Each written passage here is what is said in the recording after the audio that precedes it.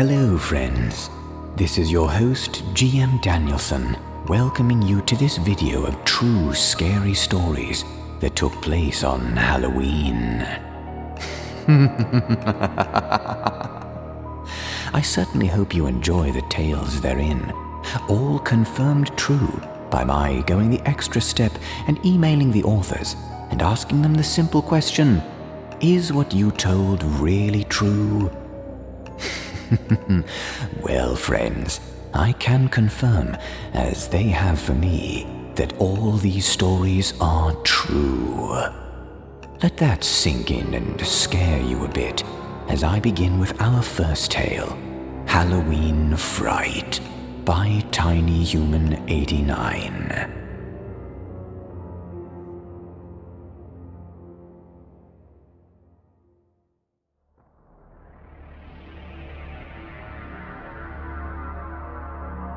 Last night had to be the most frightening minutes of my life. It's 10:30 p.m. The baby is down for bedtime. I'm in the bedroom trying to fall asleep. Next thing I knew, the doorbell rang. It was 10:30 at night, like I said. Who the hell was ringing my doorbell? I was going to wake the baby, and I was very angry and a little shaken.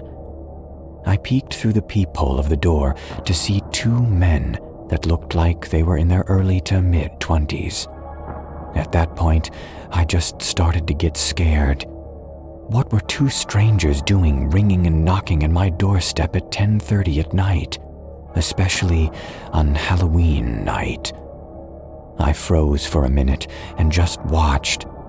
They kept ringing and knocking. I retreated to the bedroom to grab my phone.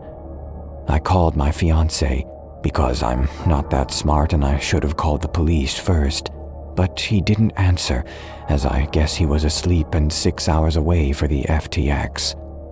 The guys at my front door just kept ringing and knocking for almost 5 minutes. They weren't giving up. Some sense finally kicked into me and I called the police non-emergency line. I didn't call 911 because I wasn't sure if what was going on actually qualified as a police emergency. I didn't know what those guys wanted. Right as the dispatcher took my name and address, they left. I told the dispatcher to cancel the report, and he told me that if they came back, to just call 911. I've never been so scared in my life. I'm home alone with the baby while my fiancé was away. I've never felt so threatened in my own home. My fiancé was hoping that they were either trying to prank someone or that they were just drunk and tried to get into the wrong apartment. My instinct told me, however, that they weren't friendly, and my instinct is usually right. I was nearly defenseless in my home. I wasn't about to open the door to two strange people. I'm still shaking today. I don't want to leave the apartment. I really hope they don't come back again. I'd rather not have to threaten that I have a weapon now that I know where it is and will use it if it is absolutely necessary as a last line of defense. I'd rather not encounter them again. I hope they just stay away.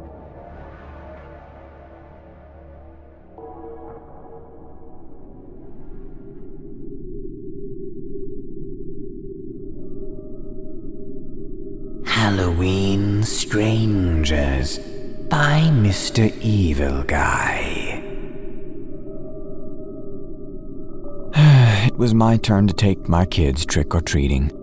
The previous year it was my wife's, and we trade back and forth every year. My son and daughter are aged 7 and 9. Usually I stay on the street while my kids go up to the different houses to collect candy.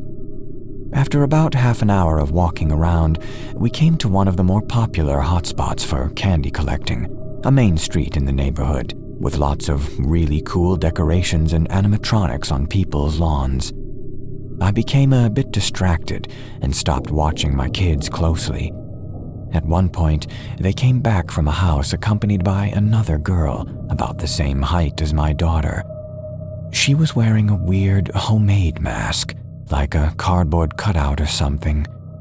My daughter asked me if she could trick or treat with us, and I said sure, fine, and we carried on together as a little group. I didn't know who this girl was, but I figured she was a friend of my daughter's from school. As we continued, I started to notice a large man trailing us. He was wearing some sort of angry cat mask. It was kind of creepy, to be honest. I thought that maybe he was the father of the little girl, so I tried to start up a small chat with him. I said something like, "Nice weather, eh?" But he didn't respond. He just stood there, staring at me, while our kids went up the stairs to the next house. I tried again, asking, "Hey, is that your daughter?" He nodded, but again said nothing. I figured he just wasn't in the mood for chatting, so I stopped trying.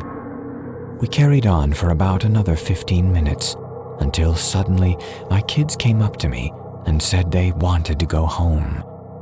This surprised me, as we hadn't even been out for that long, and their bags were only about a third of the way full with candy. In any event, I agreed, waved goodbye at the man in the cat mask and his daughter, and started on our way home. The weird thing was that when I glanced back, the man and his daughter were just standing there, staring at us. I checked one more time as we turned the corner, and they were still standing there, not having moved at all. At this point, I decided to ask my kids, "So, who was that girl?" My daughter looked up at me with a confused look on her face. "She's your friend," my daughter replied. I asked her what she meant. Apparently, the girl with the cardboard mask approached them and had said she was a friend of mine. She told my daughter she was too shy to ask me if she could join us to trick-or-treat, and wanted my daughter to ask me instead. I laughed at this story and replied to my daughter, "Why would you think she was my friend? I don't have any kid friends like you do." What my daughter said next chilled my bones. According to her, when the girl with the cardboard mask approached them for the first time, she wasn't wearing the mask, so they were able to see her face. As it turned out, she was not a girl at all, but an older woman around my age with wrinkles on her face. What was even more disturbing was that the old woman started to steal treats from my daughter's bag, apparently when I wasn't looking.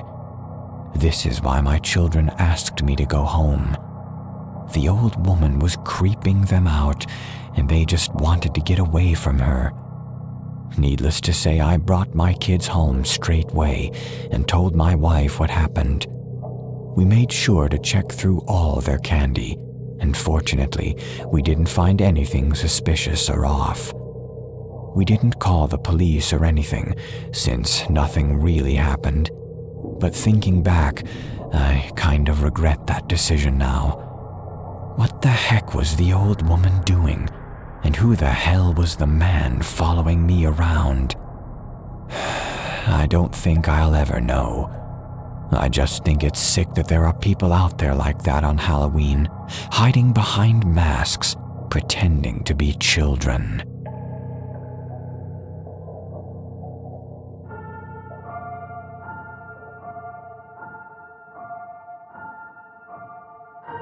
Creepy Halloween Trick-or-Treating Encounter by K. Malovich.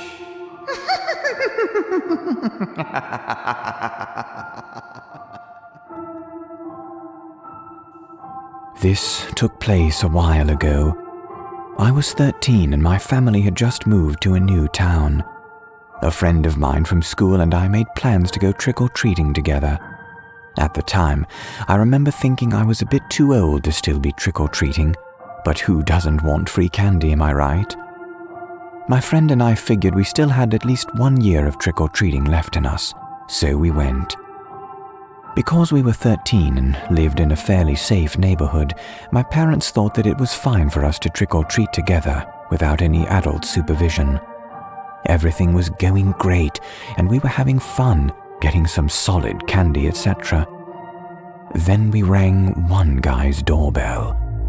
The porch light was on, and there was a pumpkin or two on the doorfront, so we assumed the people within were likely to be handing out candy. A middle-aged man opened the door. At first, I was glad because he was dressed in a costume and happy to see my friend and I, so I felt like we were in store for some top-tier candy. I don't even remember what candy he handed out, but I do remember what happened next. He asked us to enter into his home, which was weird, but we were 13 and didn't really think anything of it at the time. Then he asked if he could take our photos. He said he always liked to take photos of kids every Halloween because he loved seeing the costumes. On his walls were a bunch of pictures of different random unrelated children in Halloween costumes. At this point, even being a dumb 13-year-old, I was starting to get kind of creeped out. But I figured it was best not to upset the man and let him take the picture, and then we could leave. So he snapped the photo of each of us, and then he pulled out a clipboard with a sheet of paper on it with a bunch of names written in childish handwriting. He said he liked the kids whose pics he snapped to sign their names so he could know who they are. At this point, we were both mega creeped out. We should have just run away, but we were too conditioned not to be rude. I decided to sign a fake name. So did my friend. The man looked at the paper, looked back up at me, and then down at the paper again. Then he repeated the fake name that I'd written down and nodded. Luckily, after that, he didn't do anything, and we were free to leave, but it definitely creeped us both out. At the time, I thought that he was just an eccentric guy, but as an adult looking back on the story, it seems far more sinister. I'm so glad nothing bad happened to both of us, and I hope nothing bad happened to any of the other kids hanging on his walls. Halloween, with all these costumed kids trick-or-treating in the dark with minimal parental supervision, could be a great opportunity for predators to get kids alone in their homes with no one knowing the kids' whereabouts.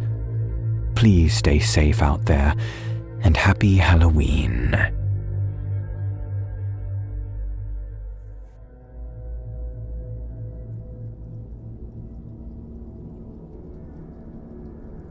The Forest Adventure by Ari Mirkwood. I wasn't sure about sharing this story. It still gives me the shivers every time I remember what happened. This happened in Amazonas, on the border between Brazil and Peru.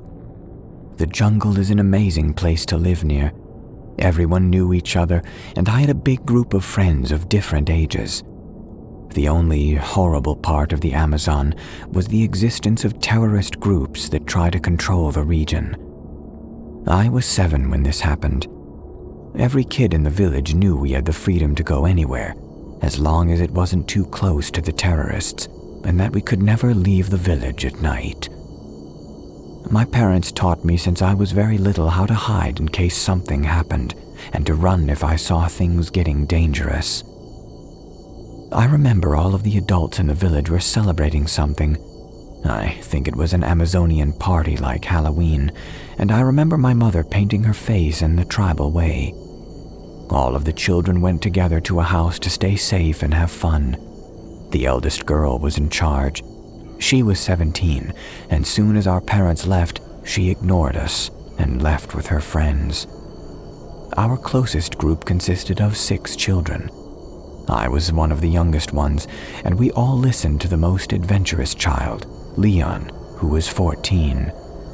Whatever Leon said, we followed, because he was fun and always making challenges and knew how to take care of us. Yes, despite him being reckless, he was our friend. We loved him and we knew he would never abandon us if something happened. After playing soccer and eating, the 6 of us became bored. Carla, one of the 6, had the idea to dress up like our parents did, with tribal makeup and dresses. We agreed, and soon we were all dressed up like the kids who lived in the village of the deepest regions of the Amazon. I remember playing around until Leon said, and I quote, "Let's explore the Amazon and find a hidden treasure." We all cheered and agreed to leave. It was easy to escape. Too easy, since the girl who was supposed to take care of us had left. Leon managed to find a lantern and a boat big enough for us 6, as we all decided to sail. It was around midnight, but we didn't care.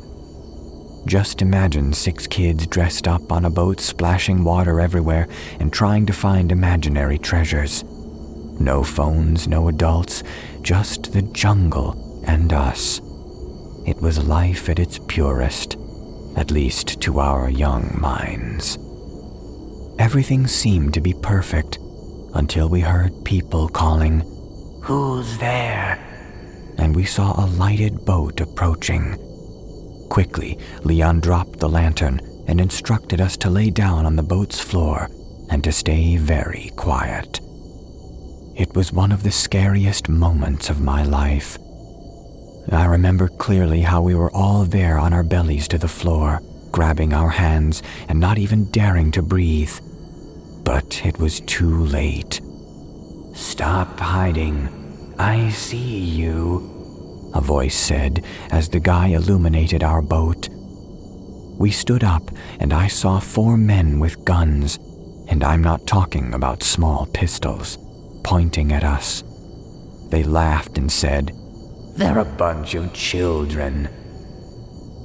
Leon put himself in front of us and said that we were in a hurry because our parents were expecting us home. The biggest guy, who had a red bandana on, laughed again and said, "Little kids should not be here alone at night. You could disappear here in the jungle, and no one would ever find you." At this point, I was super scared, and Carla started crying. "You can go.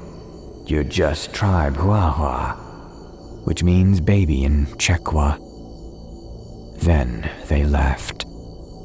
I remember all of us hugging each other, crying and sailing as fast as we could.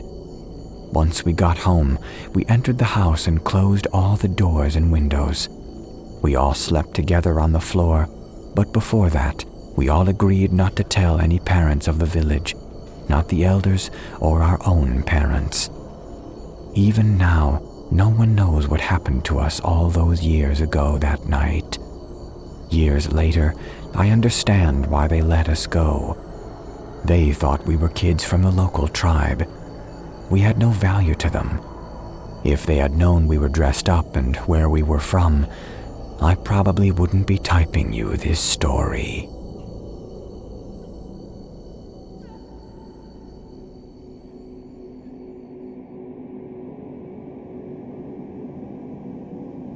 The Most Terrifying Halloween Party by I Should Burn.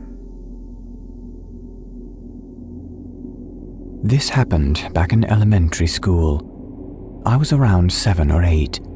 I haven't thought about it too much in the past years, but reading through this sub made me think about this. However, at school, there was the annual Halloween party, where brothers and sisters of my elementary school mates were invited. We've always had lots of fun, eating spooky snacks, etc. I was wearing a vampire costume. I always wore vampire costumes at Halloween, and my best friend Sarah at the time had a strange costume that involved some fake plastic chains, but seemed real because they were quite heavy. Sarah told me she had to go to the bathroom, so we both headed to the bathroom. I waited for her outside the entrance of the toilet. Another couple of girls went into the bathroom, but I didn't pay much attention to that. A few minutes went by, and I started getting very annoyed because I didn't want to lose the party. Another 5 minutes. I was getting ticked off. I returned. I turned around and entered the bathroom. Then I heard the sound of her chains moving around, but I couldn't really tell from which bathroom stall it was coming from, so I knocked on every door. No response. I got to the ground and looked through the spot between the door and the floor to understand where the noise was coming from, and I found it. Strangely, I saw that she wasn't alone in her stall. I raised my voice and asked if she was okay, and who was that other girl in there with her. No reply. I started trying to open her door. We couldn't lock the door, so someone had to keep it closed somehow. I started panicking and screaming, and after I tried with all the force of a 7-year-old I could have managed, I tried to open it slightly. From now on, I have some confused memories, but I will try to explain myself as best I can. I saw the other girl in there, and I knew her. She was the teenage sister of one of our classmates. I asked her what was happening, and she told me that Sarah was having some problems, and that she was helping her, but I didn't hear Sarah anymore. I kicked her ankle and leg and managed to get into the bathroom stall. I was scared as hell and just wanted my friend back. I got into the bathroom and she closed it again, using her back to keep it shut. I looked at Sarah, and she was sitting on the toilet, her face red and the chains around her neck. She was slowly choking. I began to scream, and that awful other girl slapped me. I was sobbing, crying, and basically I wasn't able to move because of the fear. All I could do was scream as loud as possible to get someone else's attention. A teacher finally arrived and got me and Sarah out of there, called our parents in the ambulance, and my parents brought me home while Sarah went to the hospital. It turned out that her brother, our classmate, was ticked off at her as well, and her sister decided to do something about it. She was a lot older than us at the time. I still get chills thinking about what happened, but I've never seen the cops talking to my parents at school, so I guess she got away with it. Me and Sarah never talked about it again, and when I try and asked her what happened, she just wouldn't talk about it.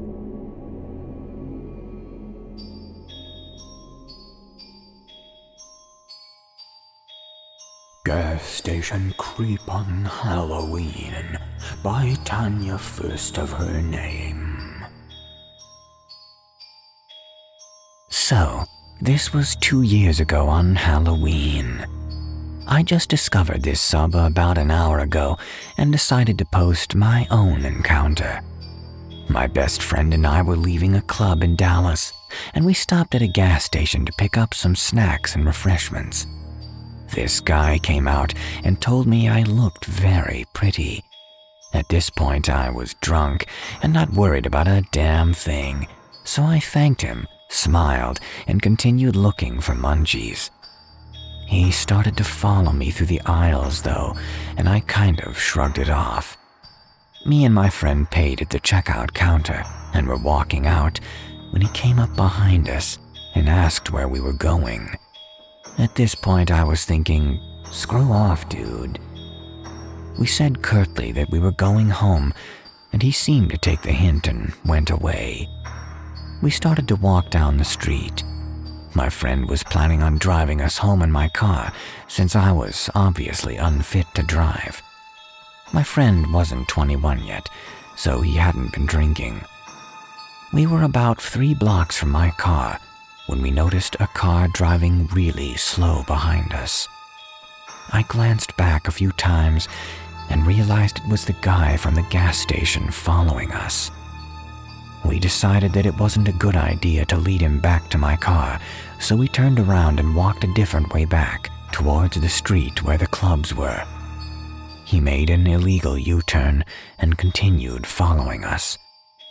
He then rolled down his window and shouted to us, asking if we needed a ride. Politely, I said, "No, thank you. We're good. We just made a wrong turn." He continued to follow us. We sped up our pace a bit, and he sped up too. He called out to us again through the passenger window, asking again if we wanted a ride. I told him please to stop following us, or I'd have to call the police. He then called me a derogatory name and sped off. Yeah, what a jerk. You always meet the weirdest people coming back from convenience stores, especially convenience stores, on Halloween.